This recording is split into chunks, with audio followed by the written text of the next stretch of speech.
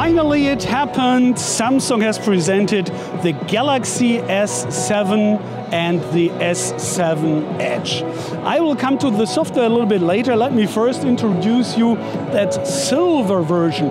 As you can see, almost like a mirror, looking great, but on the other hand, you can see really every single fingerprint perfectly in that direction. I guess you can see now.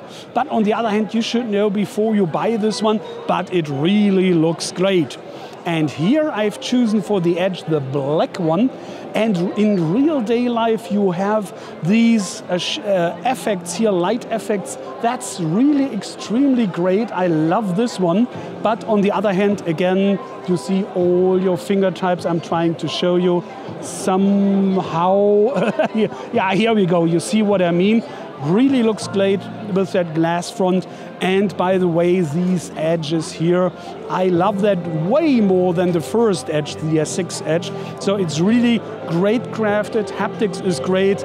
By the way, 7.7 millimeters, 157 grams only. So for 5.5 inch, that's kind of a good dimension. Here we have 5.1 inch, and both again the resolution of 1440 by 2560 pixels.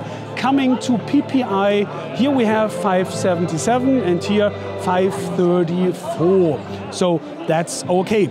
But let me stay with the backside once more, because I want to tell you a little bit about the camera, because you might have heard already in advance that it's 12 megapixels only now. So less than the predecessor. But first of all, you have a bigger aperture here. That's just f1.7. f1.7. The best smartphone I know has f1.9, so this one is getting way more light.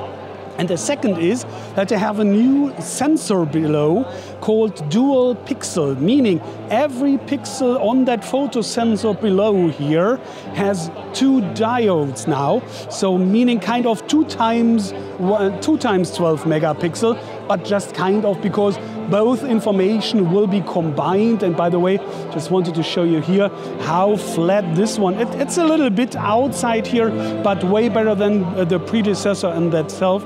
Especially if you type on your phone lying on the table here, you see it's almost not moving at all. Way better again than before. And on the front, where we are here just in the camera, 5 megapixels only, but again you have f1.7, so gathering a lot of light concerning that. But let's now come, just one word for the processor. I can only guess at the moment, but it's an octa-core with 1.6 and 2.3 gigahertz, and by the way, 4 gigabyte of RAM. I guess it's the Exynos 8890, but just a guess, and here from me, and 32 gigabyte internal memory. And Samsung has learned a lot. Here we have now a slot for micro SD card. As far as I know, officially up to 200 gigabytes already. So no problem at all with this 32 gigabyte. Yeah, and here we come to the features. First of all, you have already heard, I guess, that always on. We know that it's not new. We know it from Windows, for example, or Motorola Moto X devices, but now here it makes perfect sense as you have Super AMOLED display, meaning all these black dots around here are not consuming power at all. So Samsung gave me features like if you have always on activated, by the way, I'll show you here in the settings where you can do this. It's here, display always on, so you can shut down everything. So this feature will need about 5% more power than if you wouldn't use it at all. And here you have different choices, because you can choose calendar, image. I leave it as clock because I wanted to show the different clock styles you can have, and especially that background color. So if you have none like this, that's 5%. But if you want that little on the background here like this, Looks great, of course, I know, but this is consuming 1% more, so 5 without and 6% roundabout with that little color background here. So it's your decision if you need that. Yeah, and the other thing I wanted to show you, by the way, I've seen we have that 2 fingers drop down now. Oh, I have to first, sorry, unlock, of course, and then 2 fingers drop down again, back. Under Android 6, it's not,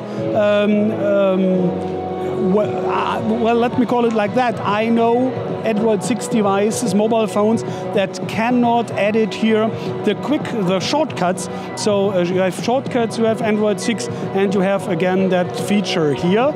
And especially I love this one on the Edge screen, and that's of course the most important one, that you now have more room, more space here for your apps, your VIPs, your news. And you can see down here, you can scroll through, and especially you can edit them. And that API is open for developers for quite a while now, so we can expect that more of these rows or columns, or however you will call it, will be available under the download button in the near future. And here you can choose, I do not want these tools, for example, but I want my weather. So for example, here you have now your weather under your Edge screen. You can scroll through, here is the weather. Yeah, and by the way, I really love this one. You might have already seen tasks, because this is kind of, let me explain it like a macro, for example. So you can add one here or remove, of course, and can say, for example, this is, by the way, open API too, so we will see more of this one in the future. For example, you can choose send message, and then choose one like Cindy, and then you have Cindy right here in your tasks, in their task edge here, and that means just one click, it not only opens the contact or not only the SMS, the text feature, text app, so you have both, or of course your previous thread here, and type in whatever you want to with just one click away. I really love it. You might remember my review of the first S6 Edge, and I thought, well, it's looking okay, and it's feeling great, of course, with these curved edges here on both sides, but is it really necessary? Is it not only expensive? But this one has really something, but I say, okay, A+, of course. You could do this on a flat screen too, like here on the S7, just the same way, but the idea is a good one, I'd say. Yeah, coming to prices, I only can tell you at the moment the German prices, including tax, without any contract, and that's €699 here for the S7 and €799 for the S6 Edge, S7 Edge, I'm sorry. Coming available, depending on the markets, of course, but starting on March 11th. And that's, I could tell you a lot more concerning how 3D and virtual reality will come, including that 360 gear camera, especially supported by Facebook and Oculus. Mark Zuckerberg has been arrived here just to announce that Facebook will support VR and that camera, and the software is on these here. You have additional add-on lenses, for example, a fisheye, and so on. So you can have more videos expecting in this channel, and especially last of all, you have a new GPU Vulkan API, meaning especially for gamers that this will be interesting, because it shall be 4 times quicker than OpenGL. So I can't wait for the first Vulkan API games here, testing on the S7 and S7 Edge. Thanks for watching, take care, and bye.